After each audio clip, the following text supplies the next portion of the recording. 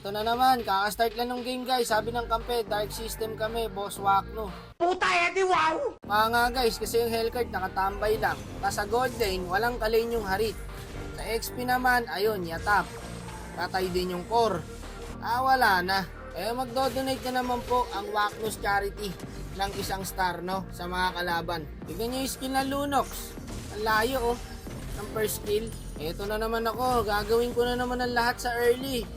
Makalamang lang ang kampe. Auto protekta na naman sa kakampe. Ayan, sa lahat ng skill, mabuhay lang. Ayan, kukuha ng assist. Tapos sa huli, talo na naman. Mukinginang yan. Guys, naintindihan nyo naman ako, no, kung bakit ako nagkakaganito. Alam nyo naman yan, araw-araw. Lintik po ang mga binibigay na kampi sa akin. Tignan mo, ginagawa ko lahat po. Sinasalo ko, mabuhay lang yung kampi. Tapos, hindi pa sila bumak. Di bali wala. Yung pagsalo ko sa mga skill, patay din naman pala sila. Hirap na kayo sa gold lane, kasi yung jungle nyo, tamang kalka lang sa tower. Wala nang dalaw-dalaw sa gold lane. Pabayaan mo yung gold lane. Bakit ko dadalawan yan? No? Bakit ako dadalaw sa gold lane? Tatambayan ko yung XP lane. Iba rito guys, pag nasa random ka, XP lane ang inaalalayan. Yung gold lane, pabayaan nyo na yan. Malaki na yan. Ako, marami ng backup to par. Eto na nga ba. Sige, takbo ka na. Ako nasasalo ng lahat, boss. Mabuhay ka lang. Yung Hellcard, ang tagal. Ayun. Dumalaw ka rin, boss. Salamat. Ina mo po. Napapansin ko guys, nasa tank talaga eh. Pag magso-solo RG ka, tapos tank ka, dapat talaga kumikilos ka eh. Kasi kung hindi, pare, kawawa ang kakampi mo. Kawawa sa inyo, talaga. Kailangan talaga pare, ma-rotate ka pag tank user ka sa solo RG. Sarap mapunta sa kalaban, sama-sama. Bakit dito pa ako napunta sa inyo? Pwede naman pala ako dun mapunta sa kabila. Wala, sinusubok talaga ako ng tadhana sa ML na to. Nabibingi na yung tenga ko eh. Kakarinig ng defeat, defeat, defeat. Puro na lang defeat. Wala nang victory.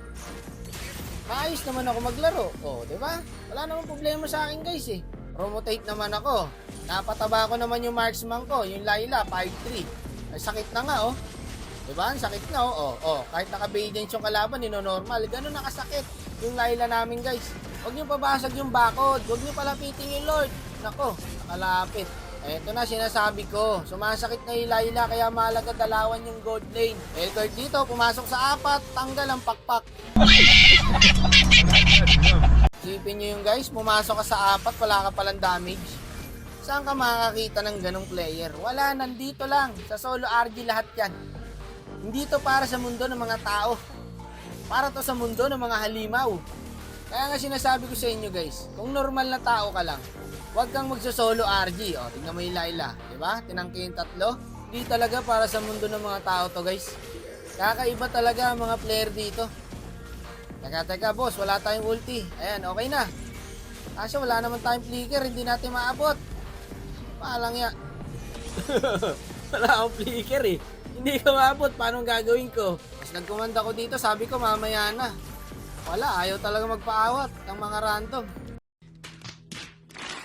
Wala kaming pakialam! Wala talagang pakialam ang mga random sa nararamdaman mo. Best tips guys, pag nasa random kayo, huwag niyong kakausapin yung random. Mag-command lang kayo guys. Kasi pag trash talk nyo yan, kayo lang din matatalo dyan. Hanggang matapos ang laro, tatrash talking ka yan. Kaya mas magandang manahimik ka na lang. Kaya mo, maisama ka na lang sa kanila. Tapos dito guys, ang sakit na ng Laylo. Proud ako dyan pre, pinataba ako yan, pinotektahan ko yan. Teka boss, eto boss, wait mo lang. Ayan o. Naghintay ka ba? Wala na, it's a prank! Dito guys, mag-invade yung kalaban. Tapos kinagat ko yung Carmilla, kaso napok tayo ng Bane. Walang kalaban-laban yung kampi pre. Taba na ng mga kalaban eh. GG, Layla lang mataba sa amin guys.